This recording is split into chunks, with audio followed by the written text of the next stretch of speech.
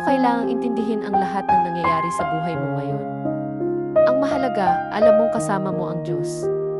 Maaaring hindi mo makita ang kabuuang larawan, pero ang Diyos, nakita na ang wakas mula sa simula. Kaya magtiwala ka sa Kanya, dahil hindi niya kailanman hahayaang mawala ka sa landas ng Kanyang plano. Sa mga panahon na ang puso mo ay pagod na, at ang isipan mo ay puno ng tanong, tandaan mo ito, ang Diyos ay hindi malayo. Siya'y nariyan, tahimik kang binabantayan, at iniingatan ang bawat hakbang mo. Hindi mo kailangang laging malakas, dahil sapat na ang Diyos bilang kalakasan mo. Hindi mo kailangang ipaliwanag ang sarili mo sa lahat. Hindi mo kailangang patunayan ang halaga mo sa mundo. Sa Diyos pa lang, tanggap ka na. Mahal ka niya. At sapat ka na.